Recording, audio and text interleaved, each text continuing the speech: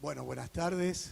Es un gran placer para todos nosotros recibir a todas estas personas para esta charla tan interesante y novedosa como es el tema específico del derecho a la felicidad, que es un tema que viene desde hace muchos años. Hoy hablábamos con el doctor Ciulu y también lo hicimos en otras oportunidades, cuando él en su momento, oportunamente, hace bastante, ya más de un año o dos, nos planteó el hecho de que la posibilidad de medir la felicidad y del derecho a la felicidad y de qué condiciones existían en cada uno de los países con relación a la definición o a la forma de estructurar el concepto de la felicidad.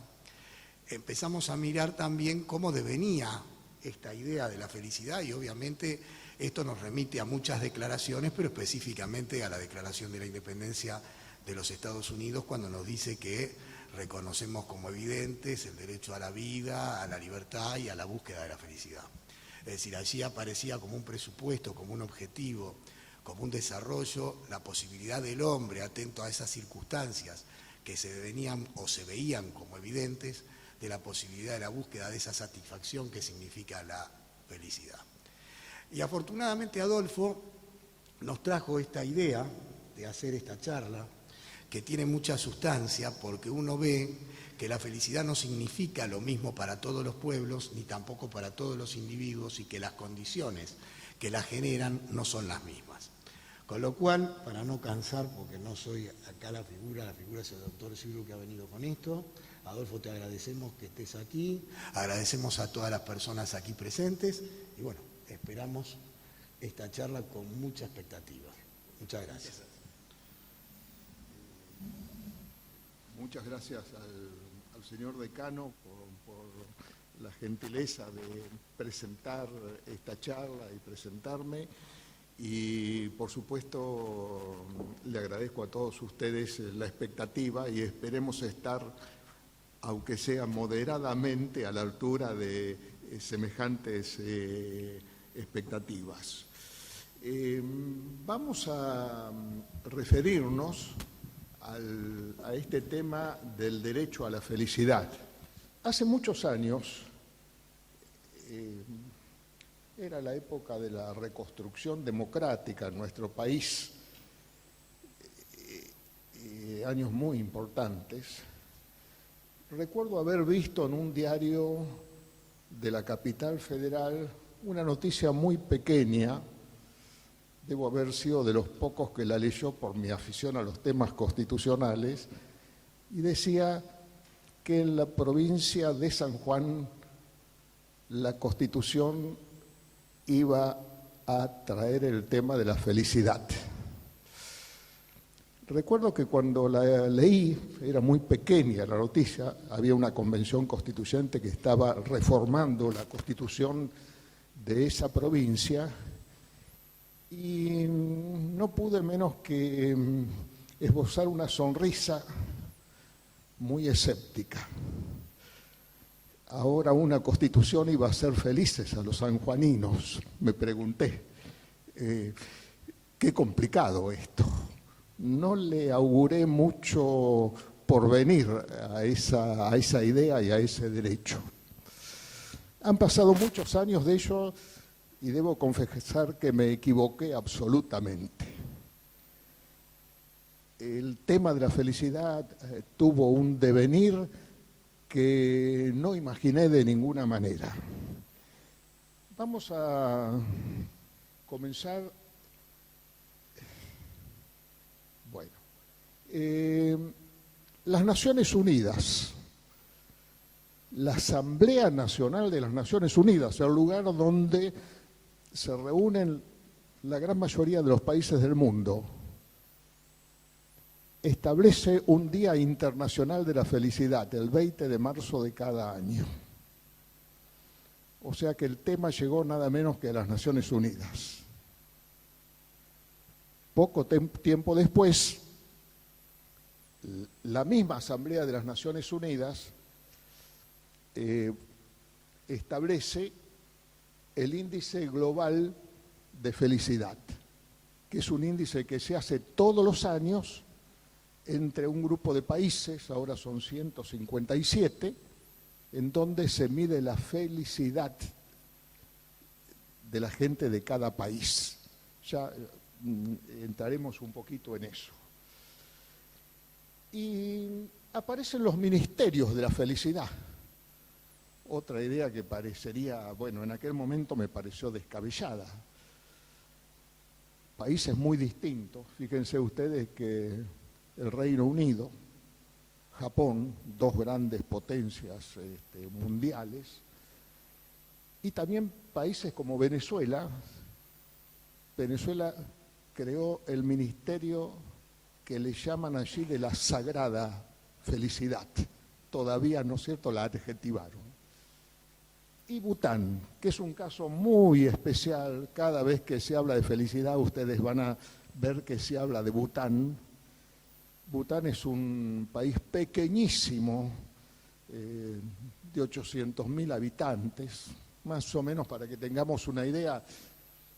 La cantidad de habitantes que tiene la ciudad de La Plata tiene todo el país Bután, y está limitado al norte por China y al sur por la India, y no tiene salida al mar. Un país muy pobre, además, ¿no es cierto?, pero que hizo una suerte de gran difusión con este tema de la felicidad, y llegó a establecer en la Constitución el tema de la felicidad, y dijo Bután: acá no se mide más el Producto Bruto Interno, se mide el producto de la felicidad. Se cambiaron los números por la felicidad. Después veremos si son más felices en Bután o no. Otra manifestación. Bueno, esta es la profesora Lauri Santos, una profesora binacional. El padre es de Cabo Verde, la madre es estadounidense, que se ha convertido en la profesora estrella de la Universidad de Yale en los Estados Unidos.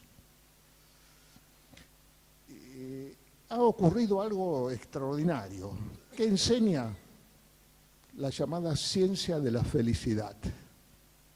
Y es una materia común a diversos posgrados que se dictan en la Universidad de Yale, y reúne habitualmente en sus clases algo así como 1.500 alumnos. Incluso llama la atención que muchos de ellos provienen de las ciencias duras. Estudian tecnología, estudian matemáticas y quieren estudiar el tema también de la felicidad. Y para que tengamos una idea, sobre todo para el caso de los alumnos, la Universidad de Yale en los Estados Unidos es una universidad muy prestigiosa en el estado de Connecticut, muy cercano a Nueva York, un pequeño estado, y tiene, de sus alumnos han salido 60 premios Nobel, nada menos, ¿no es cierto? Estamos hablando de una universidad de mucho prestigio. Pero también, bueno,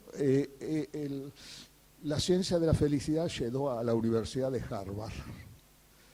Harvard venía haciendo un índice de bienestar desde hace mucho tiempo, algo así como 80 años, haciendo un seguimiento de determinadas familias y demás, y ahora le cambió el nombre y mide la felicidad, y creó también la materia.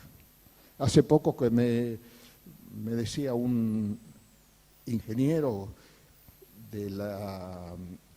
que hizo su posgrado en la Universidad de Itela, aquí en nuestro país, que la Universidad de Itela también creó una materia optativa para los posgrados acerca de la felicidad. Así que fíjense cómo me equivoqué en ese pronóstico inicial que había realizado. Acá tenemos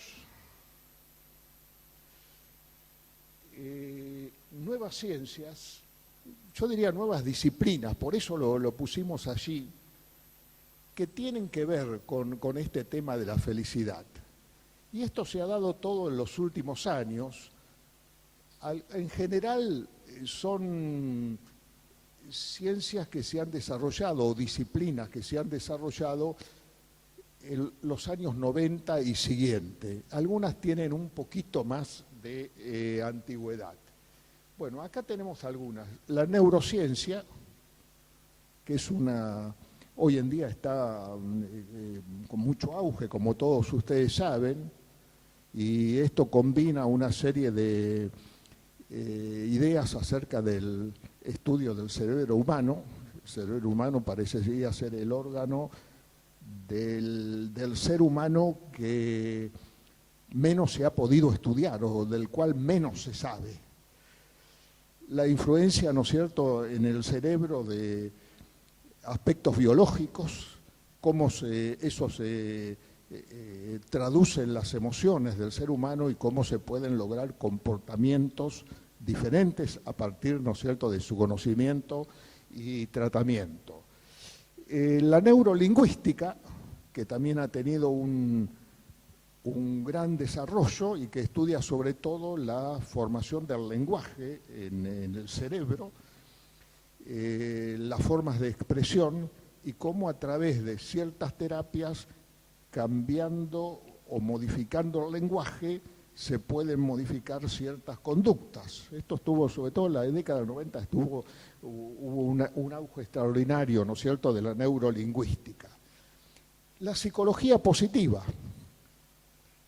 Lo que hizo este tema, en gran medida, contribuyó a una nueva visión de la psicología.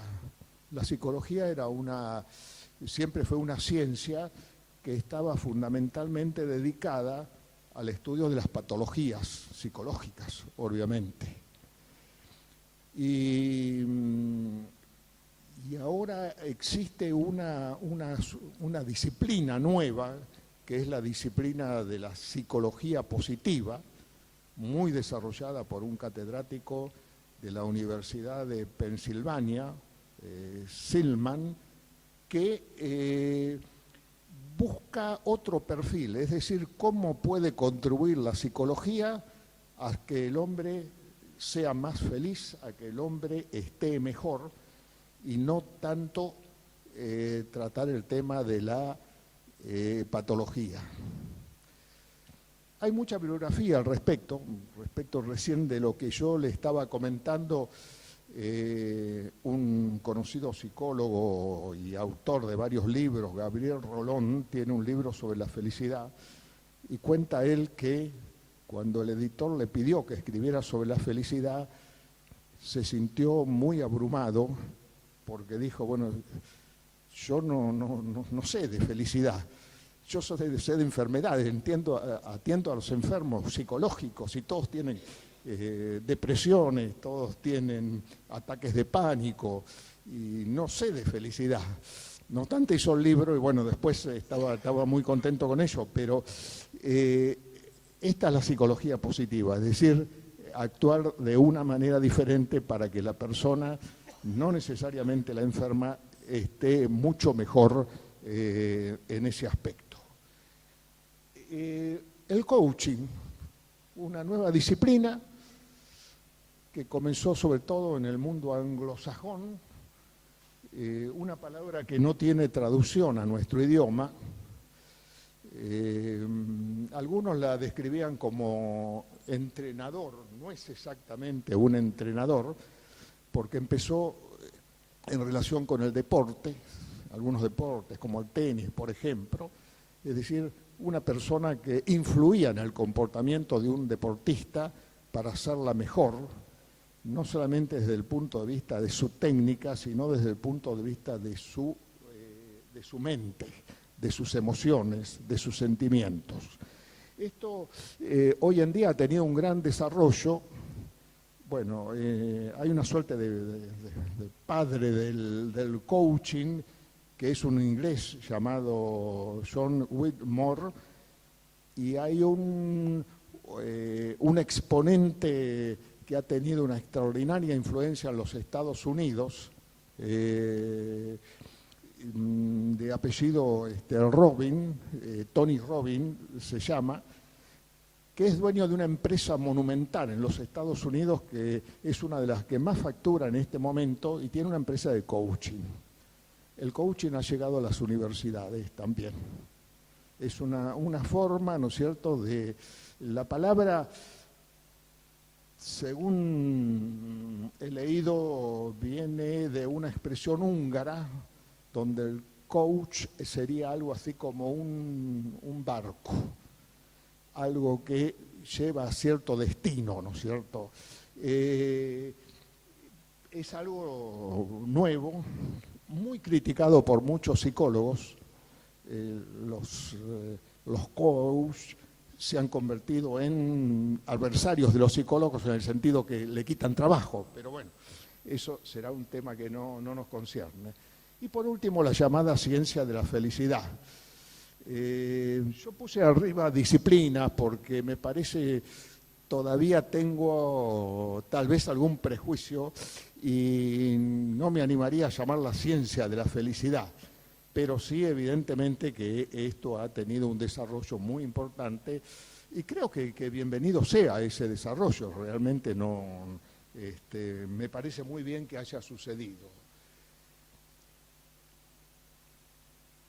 Ahora vamos a ver básicamente qué significan los dos sustantivos que componen el título de esta charla: derecho y felicidad.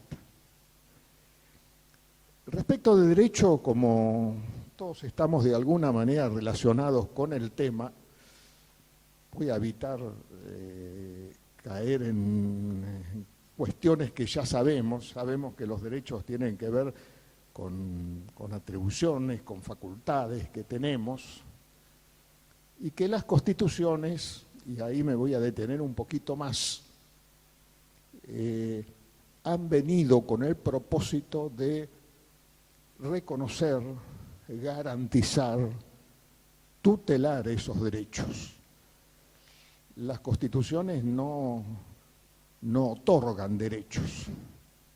Esto está muy claro. Eso eran las viejas cartas donde el monarca, que se consideraba depositario de los derechos, le entregaba algunos de ellos a sus súbditos. En las constituciones esto cambió sustancialmente. Recuerden todos, el artículo 14 dice: los habitantes de la nación tienen los siguientes derechos conforme a las leyes que reglamenten su ejercicio. No dice le damos estos derechos, los tienen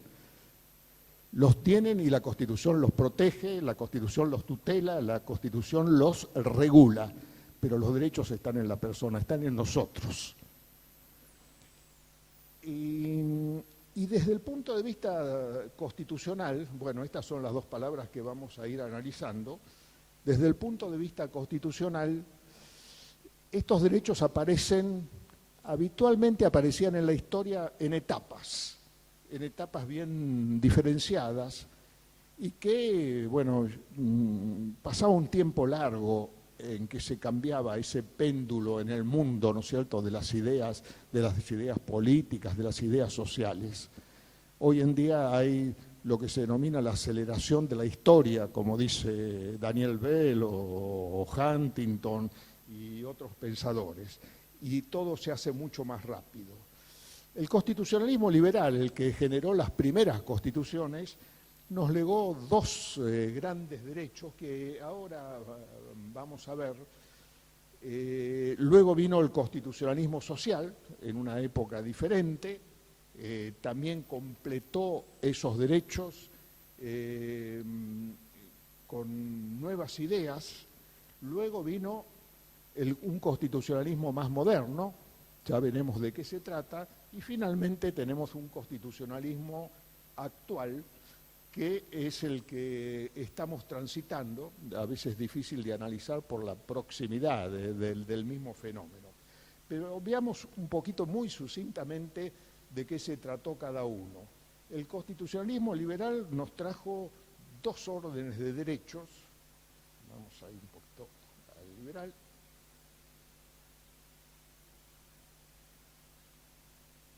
Los derechos individuales y los derechos políticos. Esto Estos de los derechos del 14 bis, estos vienen del mundo liberal, ¿no es cierto?, de las primeras constituciones. Los clásicos derechos, ¿no es cierto?, que se reconoció a las personas. Ahora, estos derechos luego se cambiaron, sobre todo en la denominación, y se ampliaron.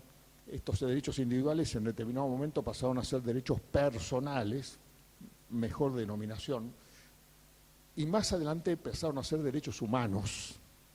Ya vamos a ver algo de esto.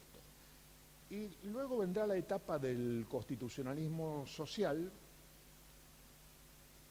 que nos va a traer los llamados derechos sociales, que incluyen incluso los derechos gremiales y los derechos a la seguridad social. Tienen la diferencia con los anteriores que estos derechos protegen a grupos determinados de la sociedad. No se trata de proteger a una persona, sino a un grupo determinado. Acá van a aparecer los derechos del trabajador, los derechos de los niños, los derechos de las personas mayores, los derechos de los discapacitados. Siempre hay un grupo que es el protegido por estos derechos.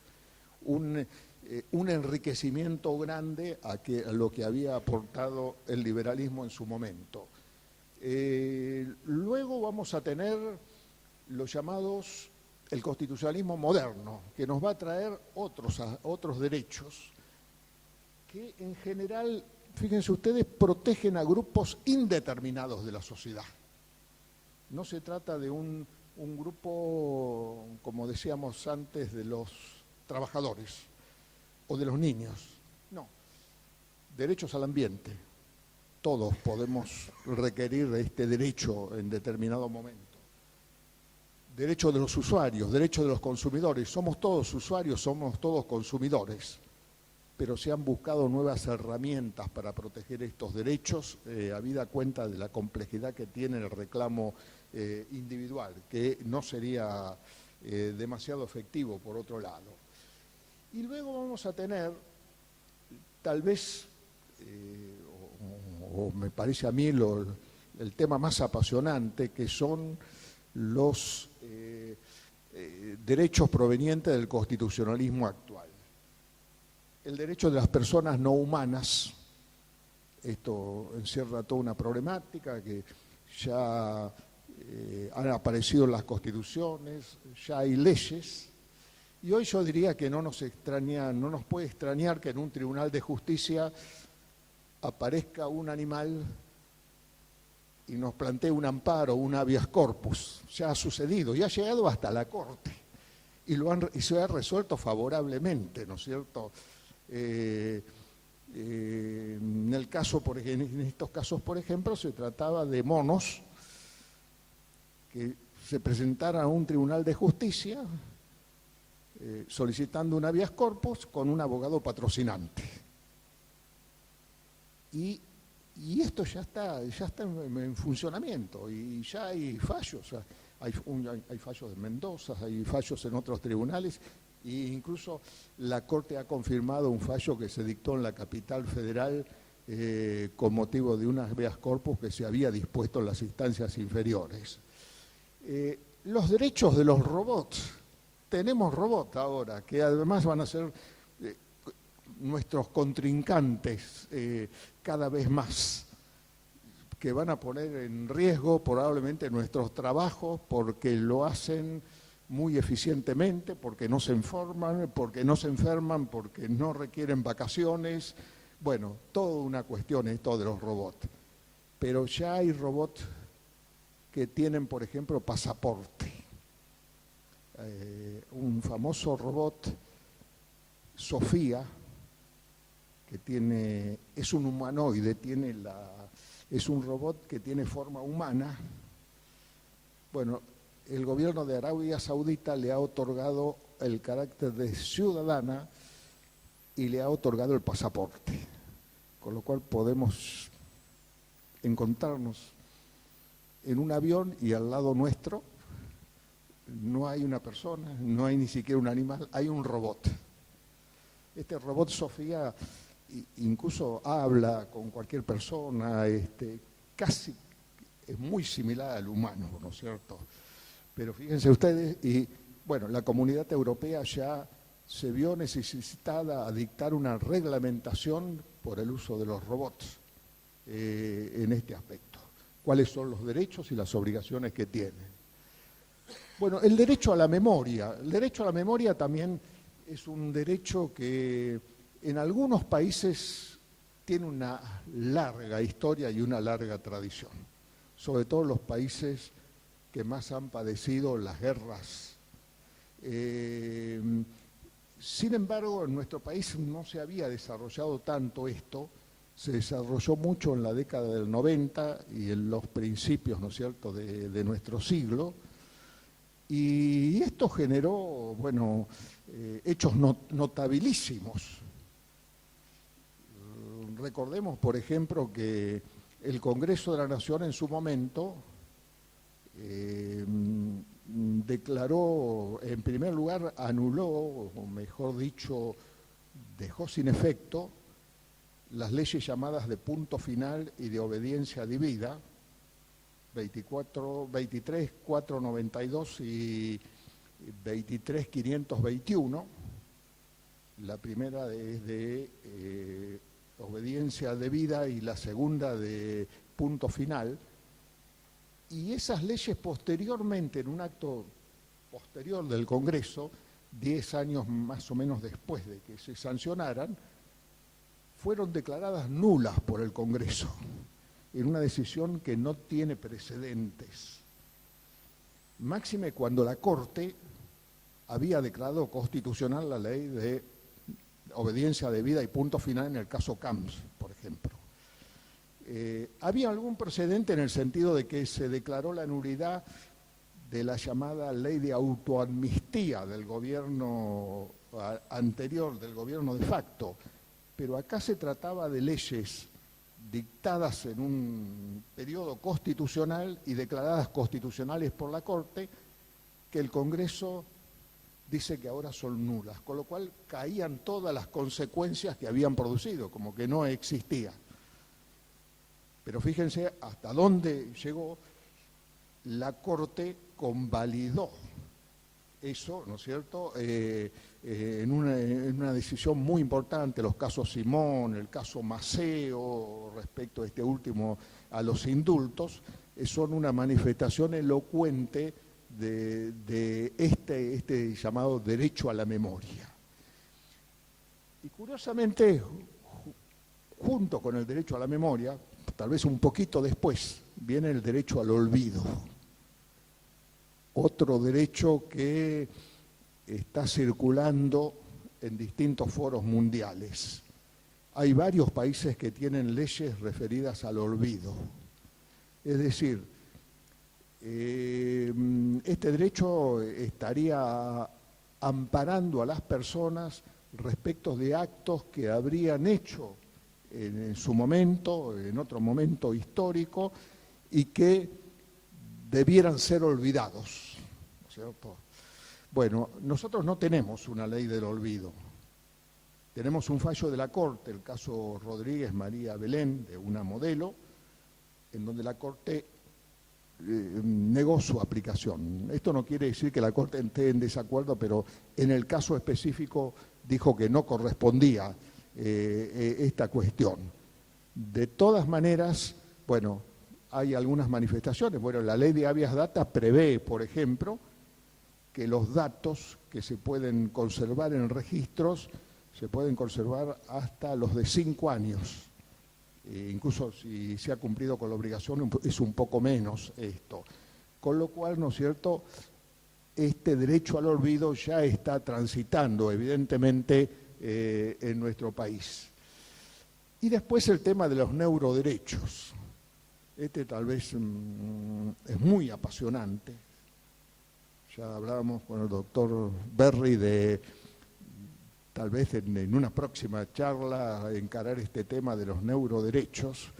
Y es una serie de derechos nuevos que han aparecido para protegernos de la revolución digital. Esa revolución digital que tiene fabulosos adelantos. Por el otro lado, genera consecuencias muy graves.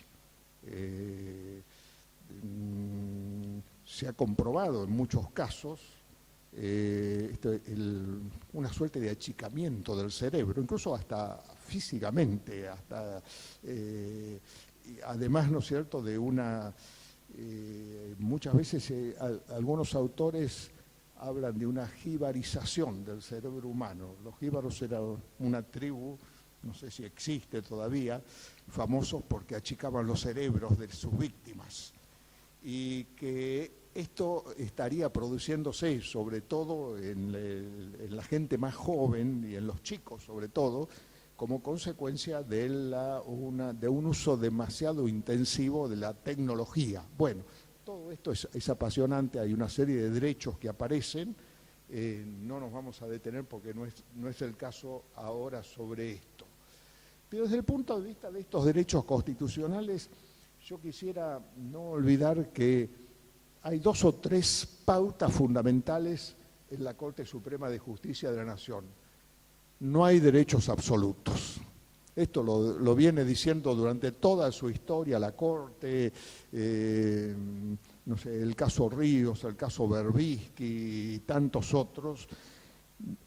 No existen derechos absolutos en nuestro sistema. Todos los derechos son relativos, es decir, pueden ser reglamentados, pueden ser razonablemente reglamentados para ser más exactos. La otra cuestión que tienen estos derechos es que, bueno, hay derechos operativos y hay derechos programáticos. Esto es muy nuestro. No sé si existe en otro lugar del mundo. La Corte Suprema en determinado momento ha determinado, ante el requerimiento de cumplimiento de ciertos derechos que están en la Constitución, todos tenemos el derecho, lo dice imperativamente la Constitución, de que los juicios se terminen por jurados, de tener una vivienda digna,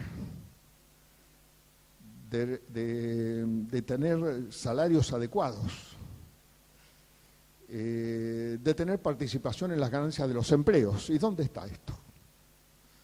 Vamos a un tribunal de justicia,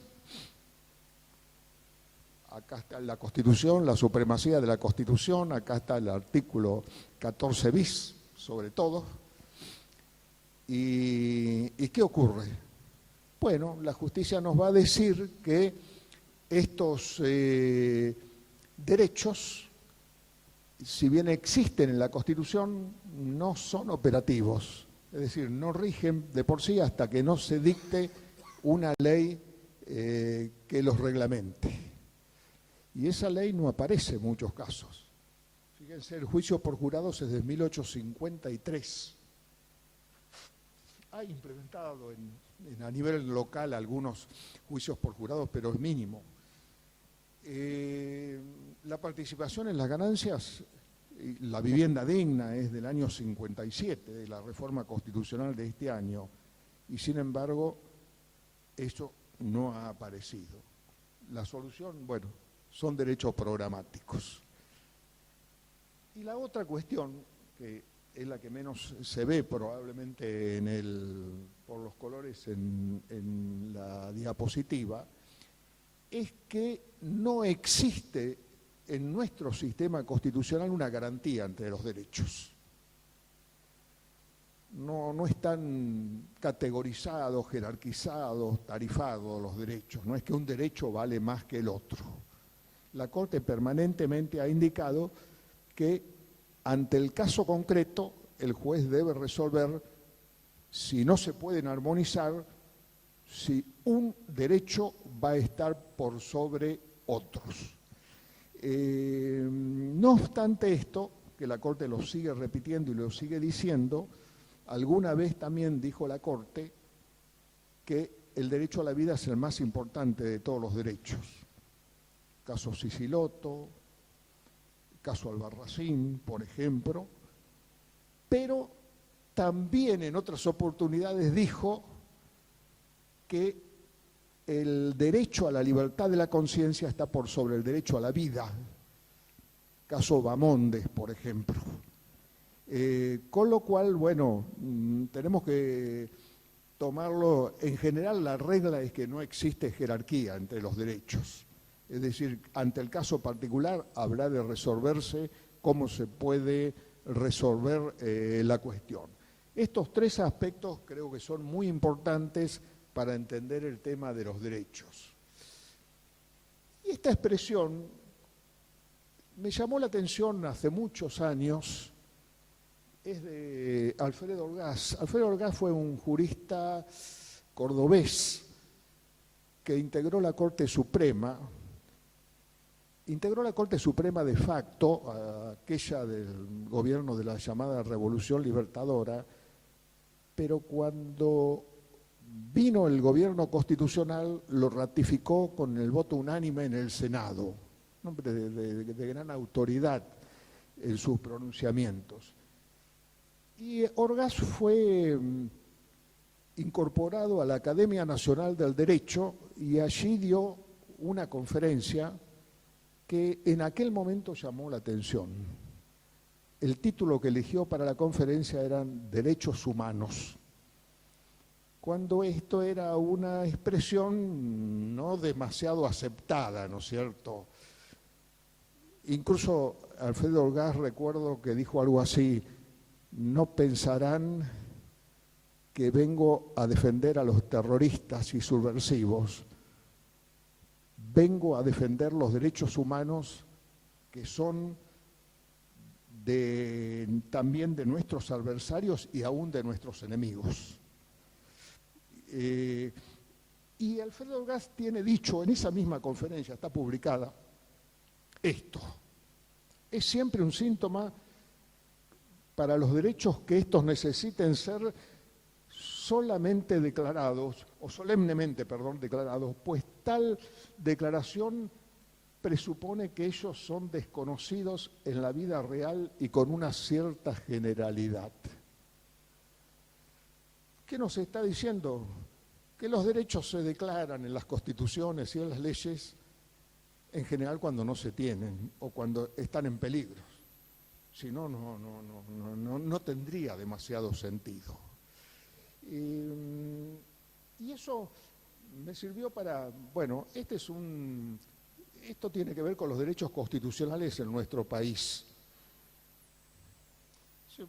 Haciendo un pequeño estudio de los derechos que están en la Constitución nuestra tiene algo así como 26 derechos explícitos. Después está la cláusula de los derechos implícitos, obviamente. Y se han agregado una serie de pactos internacionales, todos lo sabemos, algunos muy relevantes, como el Pacto de San José de Costa Rica, otros tal vez históricos y otros con un alcance más restringido. Pero en definitiva, lo que llegamos a la conclusión es que existen entre todos estos pactos y la Constitución 421 derechos que tenemos declarados. O sea que, bueno, acá cuando salimos hoy, está en nuestra espalda, nos vamos con los 421 derechos. Ahora, hice una comparación que merece también alguna aclaración porque no es en cuanto a la realidad. ¿Cuántos derechos tiene Estados Unidos y Canadá? Dos países que están al margen incluso del Pacto de San José de Costa Rica, nunca lo quisieron firmar. Bueno, tienen algo así como uno 11 derechos y el otro 14. Nosotros tenemos 421.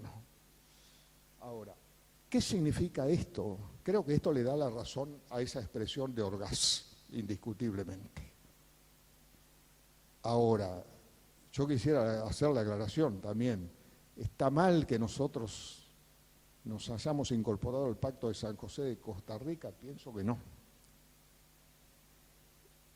En aquel momento, era la presidencia del doctor Alfonsín, nuestro país estaba sospechado y condenado en el mundo por la reiterada violación de los derechos humanos.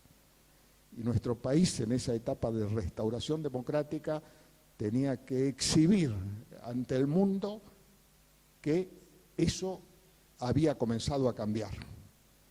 Por eso me parece un hecho histórico que el Pacto de San José de Costa Rica, la Ley 23.054, fue aprobada en el Congreso de la Nación por unanimidad de todos los diputados y de todos los senadores de los distintos partidos políticos en aquel momento. Luego se incorporaron otros pactos, a lo mejor puede ser el tema más discutido. Es una maravilla cuando leemos el Tratado sobre los Derechos del Niño y el Tratado sobre las personas mayores, y un contraste muy grande ver cómo se encuentran nuestros niños y cómo se encuentran nuestros jubilados, por ejemplo. Estamos llenos de derechos, pero bueno, hay una distancia grande. De todas maneras, a veces hay compromisos internacionales que llevan también a la firma de estos pactos. Y ahora vamos a ver un poco el otro tema, la felicidad. Bueno, primero recurrimos al diccionario, un estado de grata satisfacción espiritual y física, es el primer significado. Es algo aproximado a lo que creo que tenemos en general, entendemos por lo menos como felicidad.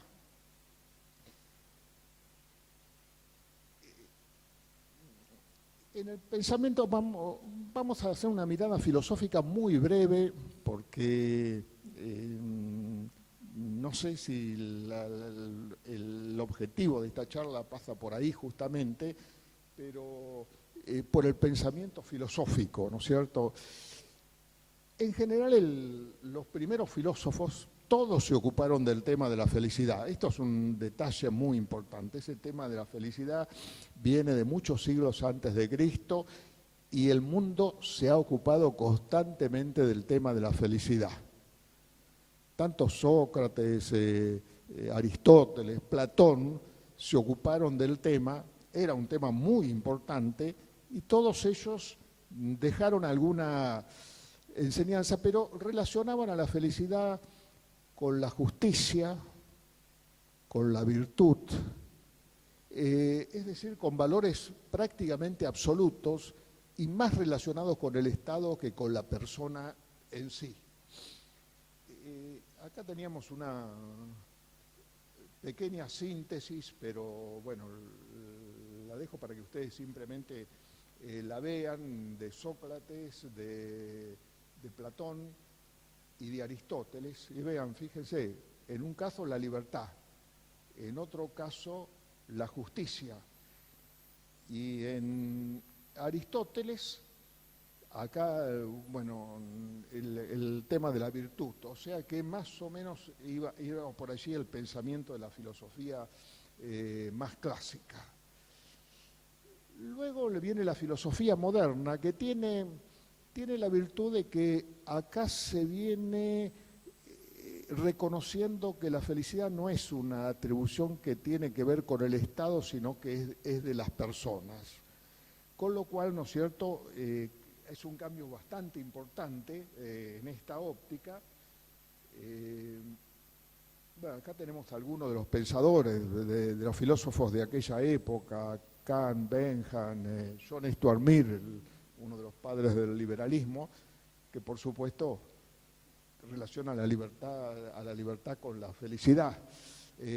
Pero en general quería resaltar ese cambio importante.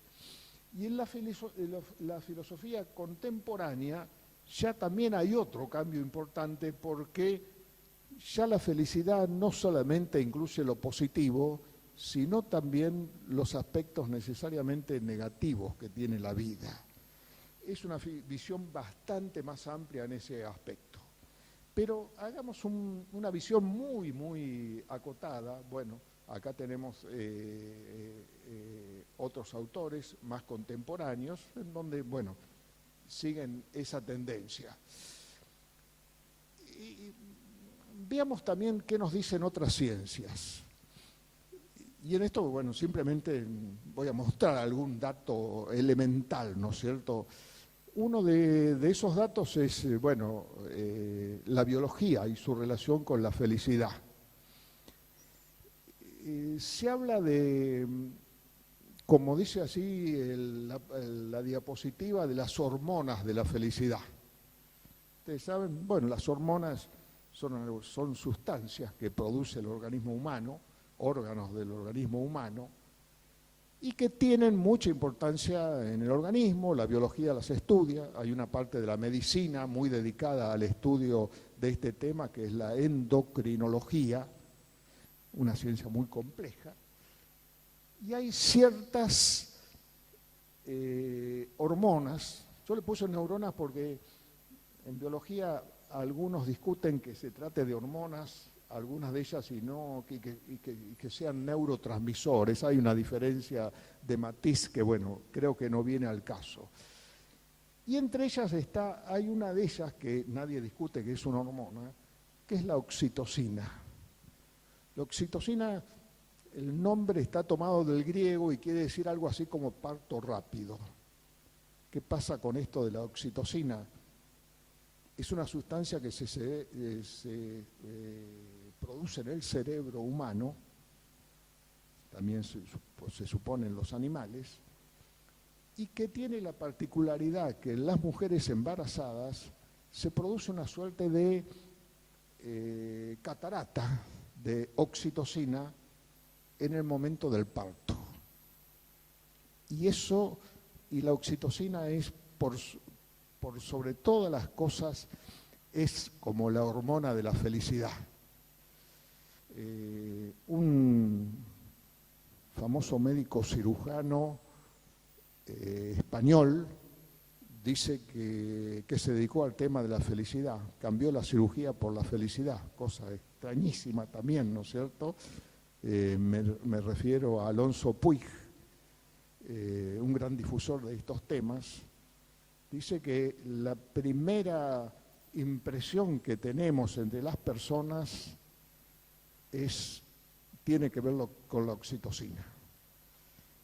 Si nos cae bien una persona, vamos a producir cierto nivel de oxitocina. Si la otra también tiene esa misma reacción química, bueno, después vendrán las palabras, bueno, y así sucesivamente. Pero se le atribuye un gran poder. De lo que no cabe duda que en el mundo contemporáneo la biología es capaz, mediante la inyección de determinadas sustancias químicas, producir, no sé si la felicidad, pero sí la alegría y también la depresión.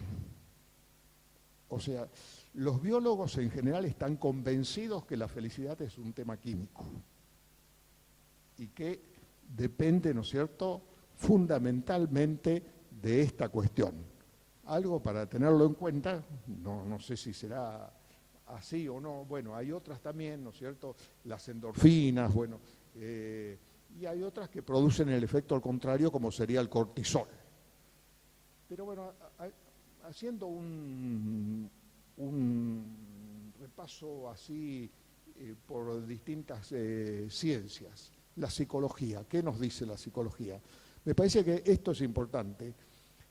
Distingue lo que son las emociones de los sentimientos. Y ahí, bueno, tenemos una serie de emociones, ¿no es cierto? Alegría, tristeza, exaltación, euforia. ¿En qué se caracterizan las emociones? Es que duran muy poco. A veces lo confundimos en el lenguaje común y no sé, ganó nuestro equipo favorito.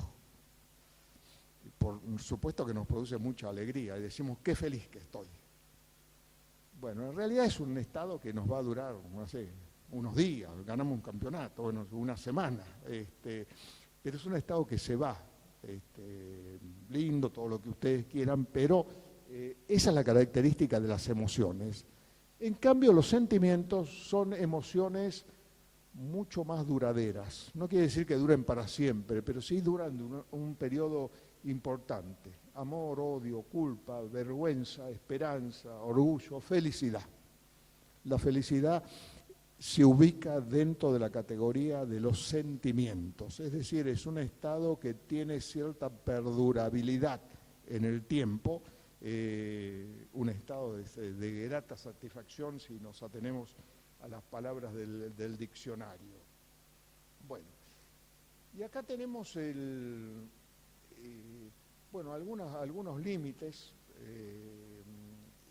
Hace poco contraste acá la diapositiva, pero bueno, se refiere a lo que ha influido la tecnología en esta materia, y evidentemente que nos ha cambiado la vida, ¿no es cierto?, en este aspecto. A veces para bien y otras con las dificultades que lleva, que recién comentábamos. Ahí pusimos el hecho de la regulación de los celulares. Hay varios países ya en el mundo que han dispuesto que no pueden usar celulares los niños menores de 12 años, en algunos casos 13 años, en otro caso. Está prohibido el uso de celulares para niños, por ejemplo. Bueno, en la Ciudad de Buenos Aires creo que se prohibió el uso de celulares en las escuelas. Es una medida menor, pero que va en ese mismo sentido, tratando, ¿no es cierto?, de limitar esos efectos. Bueno, y hay algunas cuestiones, como por ejemplo, se llegó al caso de implantar chips en las personas para hacerle la vida supuestamente más feliz. Bueno, esto está muy discutido, ¿no es cierto? En nuestro país, es probable que ustedes la hayan visto, hay una mujer robot, que así se autodenomina, que tiene implantado un chip y que, bueno, dice que se siente más feliz. Bueno, tengo mis dudas que sea así, pero bueno, vamos. Y que, por ejemplo, dice que, entre otras cosas, le permite ese chip, si se enoja con una persona, la pasa a la papelera de reciclaje, como si fuera una computadora. Dice, va a la computadora, papelera de reciclaje, y dice que no se acuerda nunca más de esa persona. Bueno, habrá que ver, ¿no es cierto?, el progreso que tiene. Lo cierto es que incluso hay cirujanos que incorporan esos chips, ¿no es cierto? No es una cosa que se hace así nomás.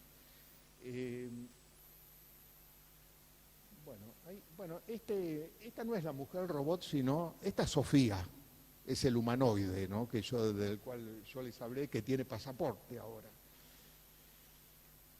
Y después, bueno, está también los matemáticos.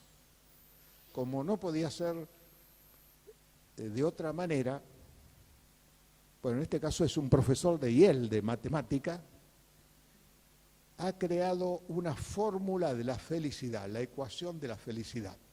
Si uno cumple toda esta fórmula, dice la persona es feliz. Bueno, les aclaro que no, la fórmula se las puedo dejar, pero no la entiendo absolutamente ni remotamente, ¿no es cierto?, de qué se trata. Tampoco ha tenido demasiado desarrollo, veo, en esta ciencia, esta ecuación de la felicidad. Es toda esa ecuación tan compleja que ustedes ven ahí. Bueno, de eso se trata precisamente, para ser feliz. Y acá tenemos algunos detalles interesantes. ¿Qué tiene que ver el clima con la felicidad? Bueno, parece ser que la felicidad necesita el frío, a pesar de que nosotros decimos, bueno, nos vamos al Caribe, y es como la exaltación, ¿no es cierto?, de un estado de felicidad, de euforia, de que la pasamos bien. Bueno, fíjense ustedes acá, los 7 países que lideran el índice global de felicidad de las Naciones Unidas tienen casi todos temperaturas muy bajas. 5 grados, estas son temperaturas medias anuales, ¿no es cierto? Y la mayoría son los países nórdicos, en donde supuestamente la gente es más feliz. Para las Naciones Unidas, Dinamarca es el país que tiene la gente más feliz. Otra cuestión también es esta, la relación que tiene con el bienestar material la felicidad. Luego veremos, esto es un tema discutido, ¿no es cierto? Pero no cabe duda que hay un soporte material necesario para la felicidad. Fíjense ustedes, los 7 países que tienen mayor índice de felicidad según las Naciones Unidas, tienen ingresos per cápita altísimos, $53.755 en el caso de Finlandia, por ejemplo.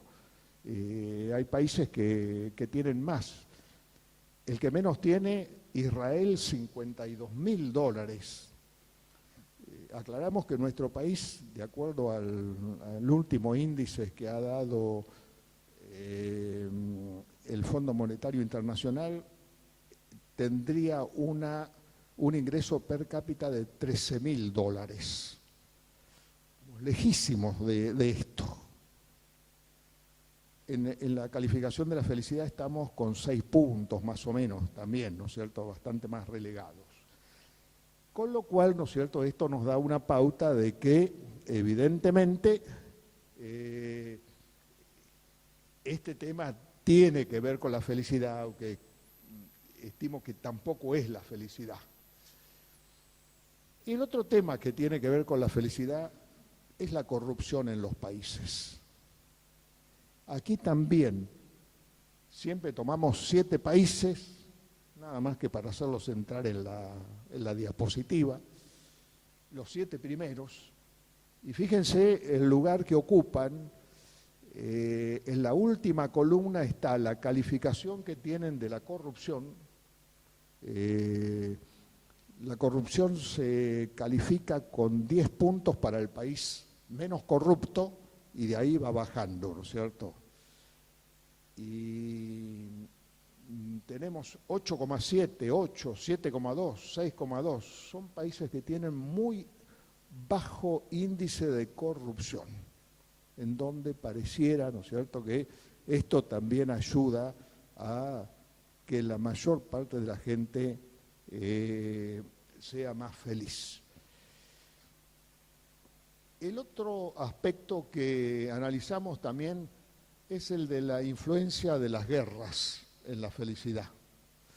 Nos encontramos con una sorpresa. Bueno, allí ustedes ven unas líneas esas líneas se refieren a países que han estado en guerra últimamente.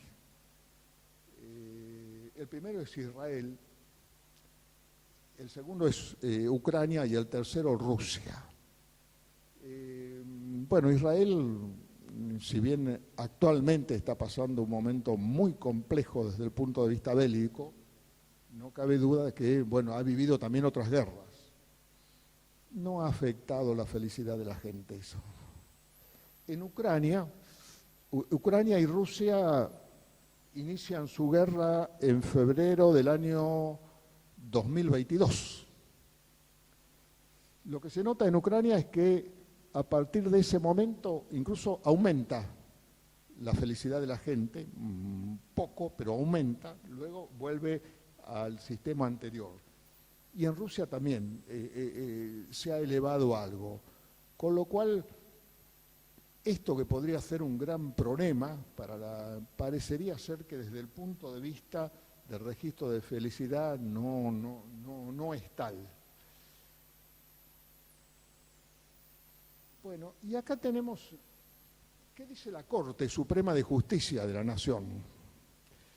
Bueno, y encontramos, es una palabra, la felicidad en la jurisprudencia de la Corte es una palabra rara, tal vez comprensiblemente rara.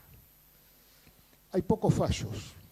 Creo que en total ubicamos algo así como 6 fallos de la Corte que hablan sobre la felicidad. Varios son en votos del ministro Fayt. ¿Y a qué se refieren en todos los casos? A una suerte de felicidad colectiva. En casi todos ellos se habla de la felicidad del pueblo, por ejemplo. Incluso en casos que tienen poco que ver, bueno, acá estaría, pero bueno, lo pasamos rápido, cada uno de los fallos. Bueno, uno de los fallos que vimos allí es el de Casiano Iribarne. El fallo Iribarne es la antesala del caso Fayt en la Corte.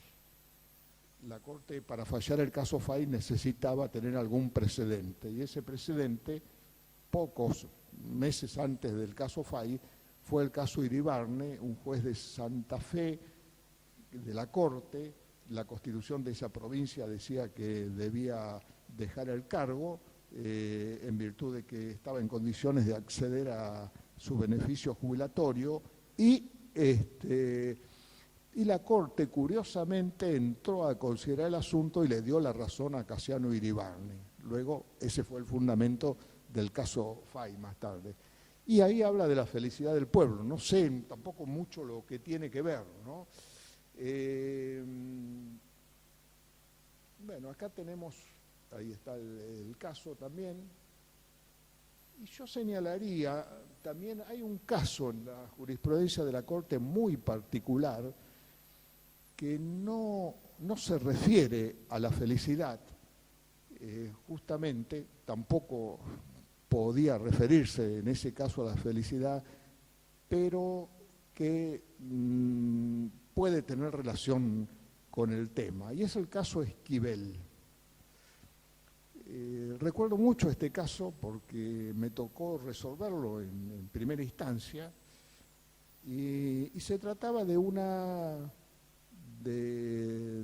matrimonio, una pareja que tenía, creo que 7 u 8 hijos, muy chicos, era una especie de escalera así y que se presentó a la justicia diciendo: ampárenme, no tengo nada, no tengo educación, no tengo para comida, no tengo para médico, no me dan nada, no consigo, él no conseguía trabajo, ella tenía que cuidar a los chicos. Bueno, recuerdo que, bueno, lo examinamos con mucha sensibilidad, pero habíamos llegado a la conclusión que, bueno, era un tema del poder administrador más que nada, ir a la justicia y cómo resolverlo, la justicia. Bueno, lo cierto es que el caso siguió su derrotero, la Cámara confirmó la decisión y fue a la Corte. Y de la Corte vino con una medida cautelar para que se le dé inmediatamente alimentos, atención médica, escuela, casa.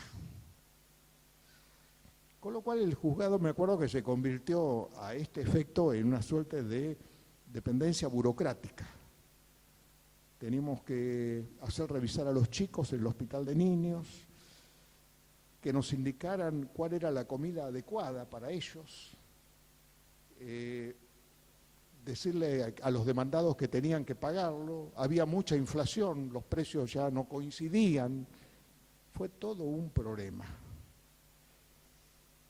Y pensamos, bueno, cuando se abre con este criterio, yo lo pensé también, puede aparecer alguien en tribunales que diga: no soy feliz y quiero que el Estado me dé la felicidad. Bueno, podría darse el caso. No obstante, la Corte fue, en esto creo que el fallo de la Corte, debo destacar que tuvo las disidencias de la doctora Argibay, que fue más dura. Los fallos de primera y segunda instancia no habían rechazado la medida cautelar simplemente, y la doctora Argibay propuso directamente rechazar de plano el amparo. Y el doctor Fay también votó no para rechazarlo de plano, sino para rechazar la medida cautelar. Pero los demás miembros de la Corte hicieron mayoría.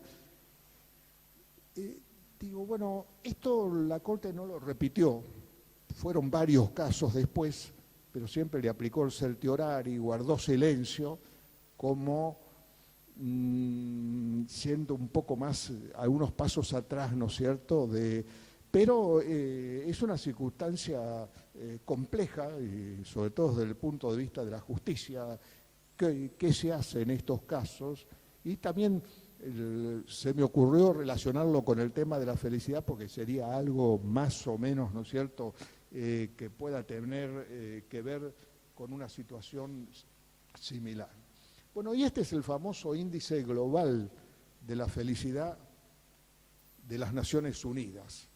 Y fíjense ustedes, bueno, están los primeros 7 países y después quisimos verlo desde el punto de vista de los países de América.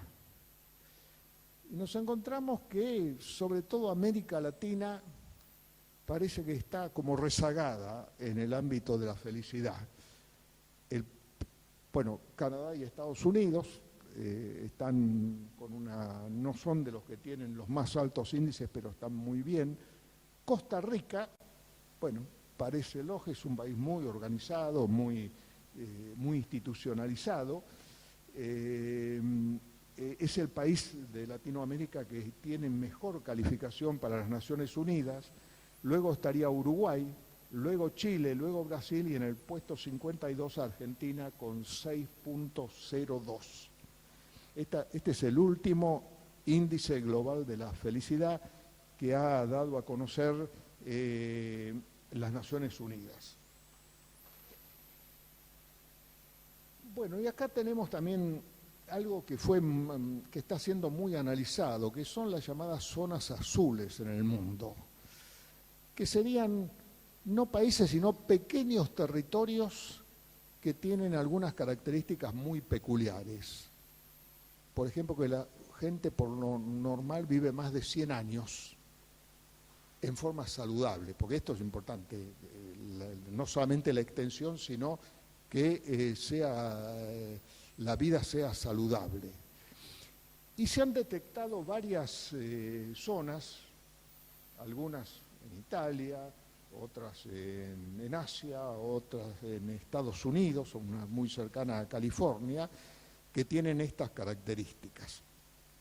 Recargo el nombre, esto de zonas azules es bastante arbitrario, porque al que se le ocurrió hacer la primera investigación hizo un mapa y tenía en un círculo azul cuando buscaba estos lugares tan peculiares, que después, bueno, los recorrió, los visitó y trató de estudiarlos. Y tienen muy altos índices de felicidad. ¿Qué hace la gente?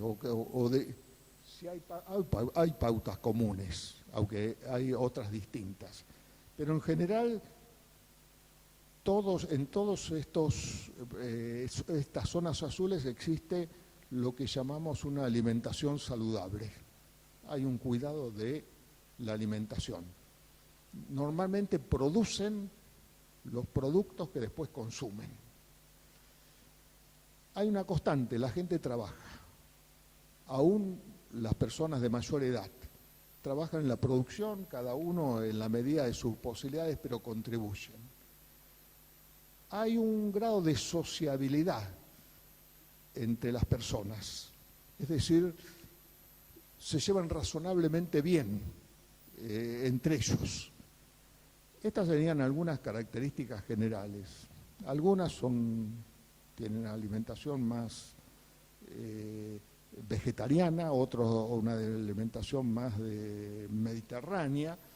En algunas se consume alcohol, en otras menos, pero esas características primeras parece que son bastante comunes a todas estas zonas azules. La otra característica también común de todas es el apego al movimiento. La gente se mueve. es decir, porque hace cosas. No utilizan habitualmente transportes, sino que van a sus tareas, caminan mucho, algunas están en zonas montañosas incluso, con lo cual, ¿no es cierto?, es más dificultoso todo eso. Lo señalamos porque, bueno, esto ha sido también considerado como un tema relacionado con la felicidad. Y algo que no es la felicidad, para ir terminando ya, ¿no es cierto?, estas palabras. Aquí pusimos lo que nos parece que no es. Obviamente que pretendemos que cada uno de ustedes lo piense y saque sus propias conclusiones. Esto tendría que ver con mis conclusiones. La felicidad no es una meta, ni es un destino. Esto de que estamos esperando que un día seamos felices, esto no sirve. La felicidad no es que va a venir en un momento dado y nos va a convertir en felices. Más bien es un camino la felicidad, no un destino, no un puerto de llegada. No es la felicidad algo exterior. ¿Cuántas veces pensamos que nuestra felicidad tiene que ver con un ascenso en el trabajo, con sacarnos la lotería, con tener un golpe de suerte? No va a venir de afuera. Lo de afuera puede ayudar o no, pero la felicidad en general va a venir de adentro. Aparte, es algo que se espera y se encuentra. O sea que no es que debemos estar esperando la felicidad, sino algo que debemos salir al encuentro de ella. No nos va a caer un día la felicidad. No pensemos en eso. Hay que salir a encontrarla. El otro aspecto, esto no es querer, es poder. Esta es una expresión muy difundida. No, yo quiero ser feliz y voy a ser feliz. No vamos a ser feliz porque nos hayamos autoimpuesto. Está bien que luchemos, porque eso es lo que corresponde por la felicidad. Pero para muchas personas querer no es poder. Hay muchas personas que quieren y no pueden, si no se las ayuda convenientemente, entre otras cosas. Y tampoco la felicidad es solo bienestar material. Ya vimos ahí, es importante lo material, pero no es solo eso la felicidad. Ahora, veamos lo que puede ser la felicidad en todo caso. Un camino, como yo les decía. Un camino a veces con dificultades incluso. La felicidad siempre es buscada. Vuelvo a repetir, no nos va a caer del cielo la felicidad. La tenemos que buscar y tenemos que saber cómo hacerlo también, obviamente. Requiere cierto nivel de confort material. Bueno, por lo que vimos, todo indicaría que sí. Cierto nivel de sociabilidad. Hoy en día, como lo dice Harari en una de sus obras, Homo Deus, existe el contraste de que los países que más felicidad tienen, algunos de ellos por lo menos, tienen las más altas tasas también de suicidios. Caso de los países nórdicos, caso de Japón.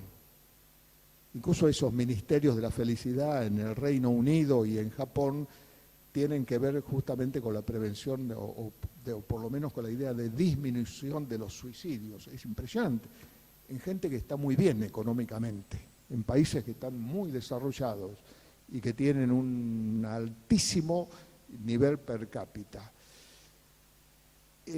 se necesita querer aprender, evidentemente.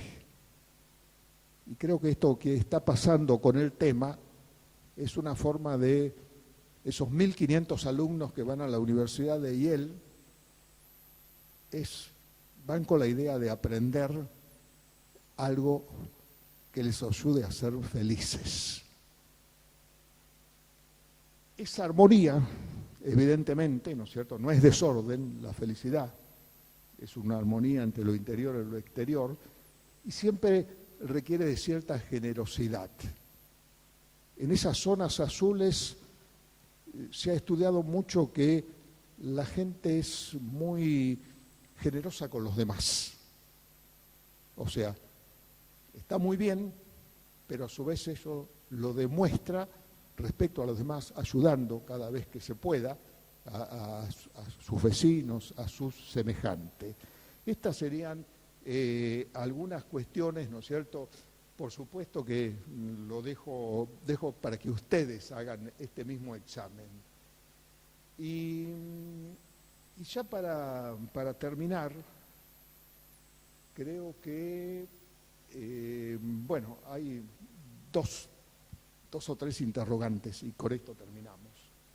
¿Existe la felicidad? También esto es bueno que nos planteemos. Mi respuesta, bueno, esta es una suerte de definición, a lo mejor más moderna, que habla del bienestar, como habla el diccionario también, pero que habla también, ¿no es cierto?, del bienestar espiritual y material y de la satisfacción de la persona encuentra en su armonía consigo mismo y con los demás. Es evidente que, bueno, si tengo que dar una respuesta, mi respuesta sería, ¿existe la felicidad? Sí, existe, pero la felicidad real. Y la felicidad real siempre viene unida con los obstáculos, con las dificultades. Podemos pasar momentos así, tener un sentimiento de mucha felicidad, pero siempre vamos a convivir también, porque esa es la vida misma, ¿no es cierto? ¿Quién no tiene dificultades? ¿Quién no tiene obstáculos en su vida? Y el otro gran tema es si existe un derecho a la felicidad. Esto está muy discutido. Hay autores que, la mayoría, que dicen que sí, que existe este derecho a la felicidad, y otros que niegan. No me cabe duda que el derecho a la felicidad existe. ¿Cómo podríamos, a mi entender, decir que no existe el derecho a la felicidad? Sería como que no existe el derecho a respirar. ¿Existe el derecho a respirar? Sí, tenemos el derecho a respirar. ¿Existe el derecho a cantar? Sí, bueno, existe, claro. Estaría dentro de los derechos implícitos, ese del artículo 33 de la Constitución Nacional. O sea que en ese punto de vista creo que no cabe duda de su existencia. Ahora hay otra pregunta, y es la siguiente. ¿Necesita ser regulado en las normas jurídicas, sean constituciones o leyes? Ahí mi respuesta sería negativa. Necesitamos, tal vez que no, porque todos tenemos la posibilidad de ser felices. Algunos más que otros, evidentemente, bueno, necesitando los auxilios correspondientes, pero ¿para qué declarar, ¿no es cierto? Vamos a suponer una ley que salga sobre la felicidad, que va a restringir, ¿no es cierto?, seguramente algunos derechos. ¿Es necesario? A mi entender, no. Hay tesis negatorias de la felicidad que a lo mejor se adelantan a hacer un examen desde este punto de vista. Creo que el derecho a la felicidad existe, pero que no es necesario regularlo, como hay los derechos que tenemos habitualmente en nuestra vida cotidiana y que no tienen peligro. Bueno, no es necesario que dictar leyes. Y bueno, y con esto ya vamos terminando y para terminar me quedaría con los dichos de un poeta, para cambiar un poco el tono científico, ¿no es cierto?, que le pretendimos dar a este tema. Y encontré unas palabras de ese gran poeta chileno que fue Pablo Neruda, que tiene lo que denomina una oda a la felicidad. Y dice algo así: la felicidad es interior, no exterior. No disponemos, no es importante lo que disponemos materialmente, sino lo que hacemos. Algún día, en alguna parte, en algún lugar, indefectiblemente te encontrarás con ti mismo. Esa será, solamente esa, la hora más feliz o la más amarga de tu vida. Con estas palabras termino. Muchas gracias.